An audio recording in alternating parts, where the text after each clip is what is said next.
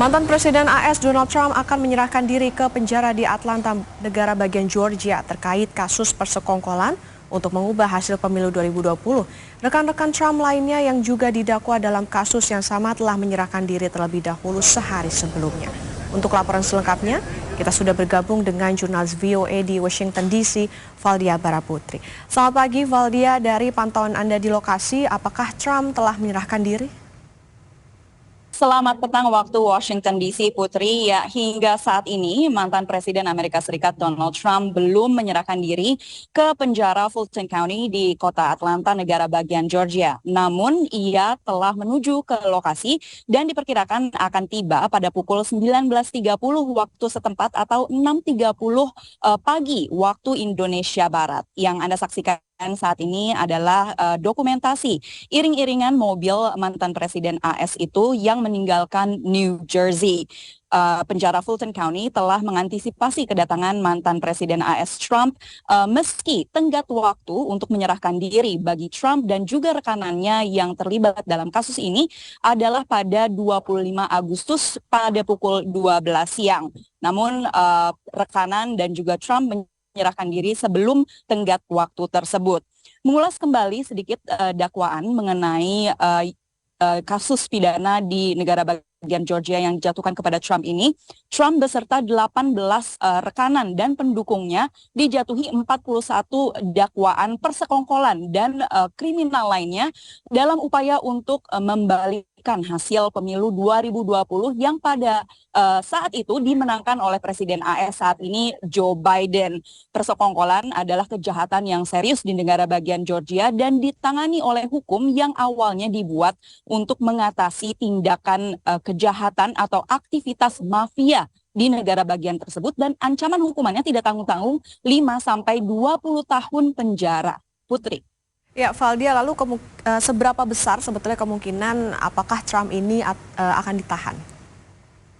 Ya, Trump memang akan datang ke penjara Fulton County di negara bagian Georgia, namun ia tidak akan ditahan karena Trump telah menandatangani kesepakatan pada hari Senin lalu mengenai uang jaminan sebesar 200.000 US dollar atau lebih dari 3 miliar rupiah.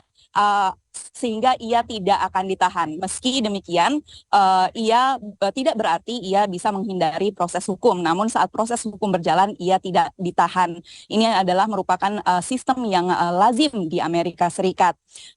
Jadi hari ini, meski ia tidak akan ditahan, ia akan tetap melapor, kemudian diambil sidik jarinya, dan juga diambil foto tahanannya. Hal yang sama seperti yang Anda sampaikan tadi telah dilakukan oleh rekanan Trump mulai hari Selasa juga kemarin serta hari ini. Mereka telah diambil foto tahanannya, kemudian sidik jarinya.